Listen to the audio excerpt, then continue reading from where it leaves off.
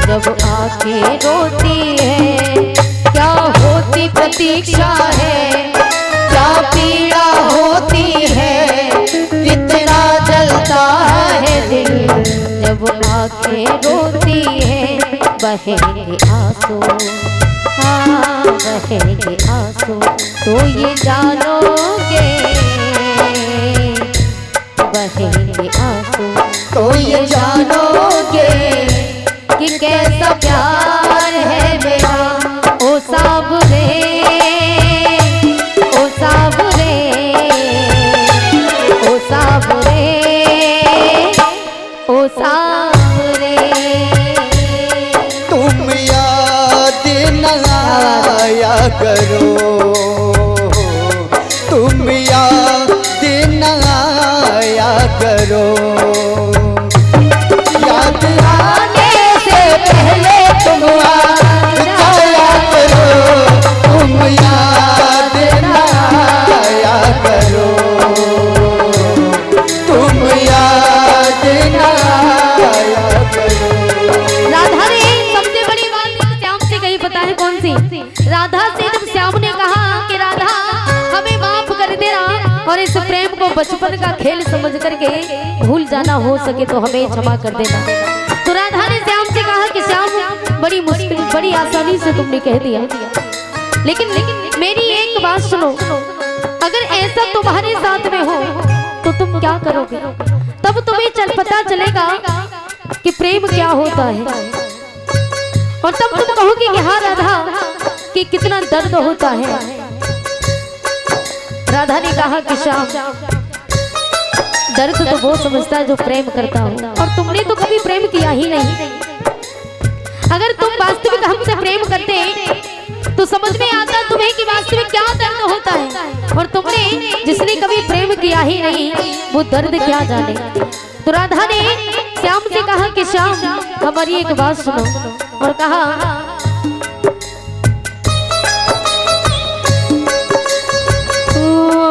जब कोई सुनेगा,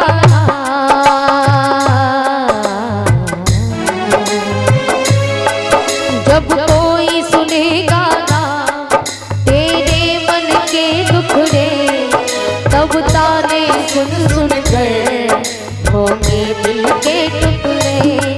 जब कोई सुनेगा ना तेरे मन के दुखड़े, जब ताने सुन सुन कर होंगे दिल के टुकड़े।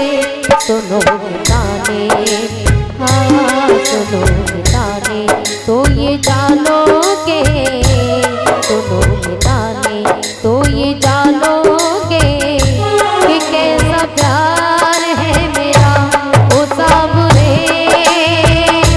ओ साबरे, ओ साबरे, ओ साबरे।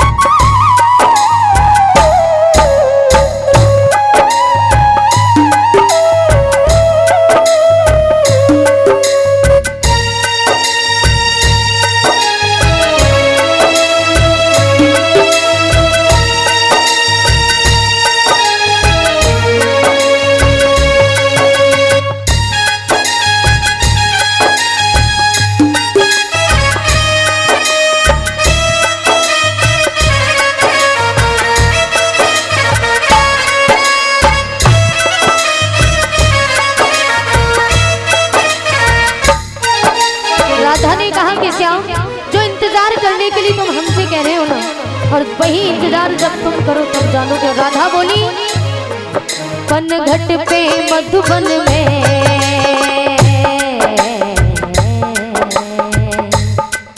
पनघट पे मधुबन में वो इंतजार करना, ऐसा मुझे खातिर वो बुत बुत कर मरना। पनघट पे मधुबन में वो इंतजार करना, ऐ शाम तेरे खातिर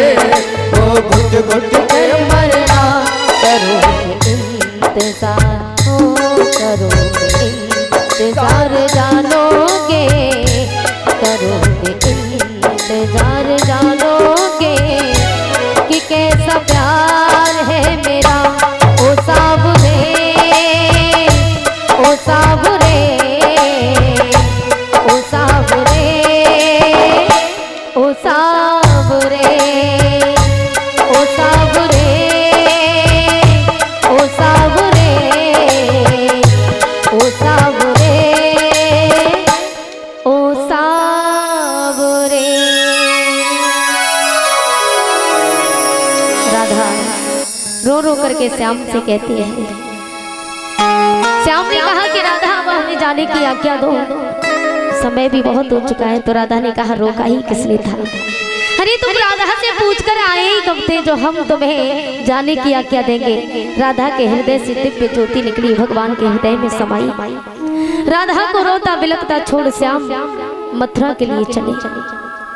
और मथुरा जिस समय पहुंचे तो भगवान श्याम सुंदर सर्वप्रथम जाकर के धोबी से मिलते हैं। धोबी कंस का धोबी था, कंस के वस्त्रों को धोता था।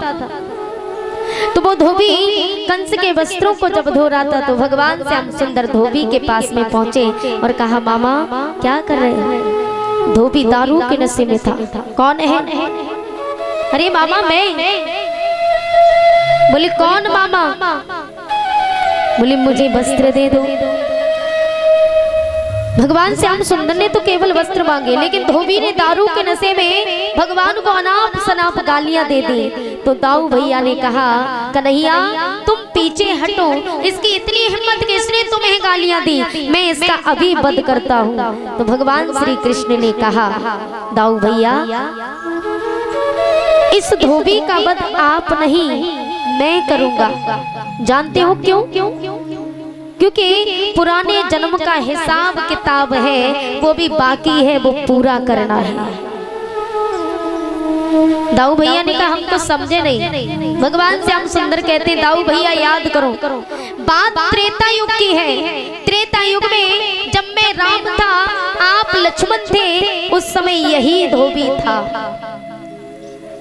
तब इसने तुम्हारी भाभी सीता को लांछन लगाया था और उस समय में मर्यादा में था। भगवान श्री राम को मर्यादा पुरुषोत्तम राम कहते थे। मर्यादा की चादर ओढ़ रखी थी प्रभु ने। इसलिए मैंने त्रेता युग में इस धोबी से कुछ नहीं कहा। अगर धोबी से कुछ कहता तो प्रजावासी कहते कि राम ने राजा होने का फायदा उठा लिया। बात जब अपनी पत्नी पर आई तो पत्नी को घर में बिठा लिया और धोबी को दंड दे दिया। इसलिए दाऊ भैया याद करो, त्रेता में सीता प्यारी को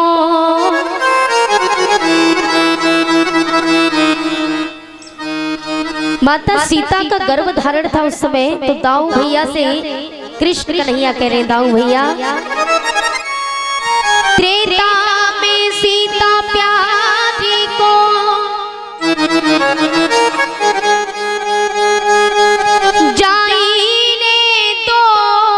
लगाया था, गर्भावती में लक्ष्मण भैया तुम ही ने बन पहुंचाया था। भगवान श्याम सुंदर कहते हैं दाऊ भैया उस समय मैं राम था आप लक्ष्मण थे, तुम्हारी भाभी सीता का गर्भ धारण था। उस समय तुम ही वन में छोड़ के आए थे इस धोबी के कारण। तब वन में केवल माता सीता के गर्भ से लव का जन्म हुआ। माता सीता ने अपने गर्भ से केवल एक पुत्र को जन्म दिया था जिसका नाम लव था। लेकिन जो कुश थे उन्होंने माता सीता की कोख से जन्म नहीं लिया, बल्कि माता सीता जब वन में लकड़ियां बीनने के लिए जाती हैं तो गुरुदेव के पास में रहती थी। गुरुदेव से कहा कि गुरुदेव मैं वन में लकड़ियां बीनने के लिए जा रही हूँ, आप मेरे पुत्र लव की रक्षा करना, देखभाल करते रहना। गुरुदेव ने कोई जवाब नहीं दिया। माता सीता जाने लगी तो माता सीता ने सोचा कि गुरुदेव यदि तपस्या में लीन हो गए तो याद भूल गए तो कहीं मेरे पुत्र को कोई उठा न ले जाए। तो माता सीता लव को अपने साथ लिए जाती है। गुरुदेव को ये बात पता नहीं थी। गुरुदेव को जब याद आया कि सीता ने मुझसे पुत्र को देखने के लिए कहा था तो उन्होंने चारों तरफ देखा, जब लव कहीं दिखाई नहीं दिए तो गुरुदेव ने कहा कि मैं सीता को क्या जवाब दूंगा। तब उन्होंने कूड़ा करकट इकट्ठा करके घास फूस को इकट्ठा करके पुत्र बनाया लव की भांति और उसमें जान डाल दी। माता सीता जब लौट करके आई, उन्होंने गुरुदेव ने सीता मैया के साथ पुत्र को देखा और चंभे में पड़ गए। तब उस पुत्र का नाम कुश रखा, क्योंकि घास फूस से बनाया था, इसलिए उसका नाम कुछ पड़ा, बोली सीता मैया की। लेकिन यहाँ कारण एक और है, माता सीता को गर्भ अवस्था में ही अपने पति से दूर क्यों होना पड़ा। यहाँ एक और कारण बनता, तो वो कारण ये था कि माता सीता जब 5 वर्ष की थी तो इन्हें एक तोता और तोती ने कथा श्रवण कराई थी। तोता और तोती ने माता सीता से कहा कि सीता, तुम्हारा विवाह भगवान श्री राम के साथ में होगा जो त्रिलोकी नाथ है। माता सीता को ये बात सुनने को मिली तो माता सीता ने तोता तोती को कैद कर लिया। तोती का गर्भ धारण था, तोता वन में उड़ जाता है, लेकिन तोती जिसका गर्भ धारण था पिंजड़े में बंद थी, पीड़ा से तड़प रही थी और किसी प्रकार उसी पिंजड़े में तोती की मृत्यु हो गई। तो माता सीता ने आके देखा, माता सीता उस तोती को लेकर के अपनी बगिया में उसका दाह संस्कार करने के लिए आई। तो तोते ने देखा आकर के कि मेरी तोती गर्भ अवस्था में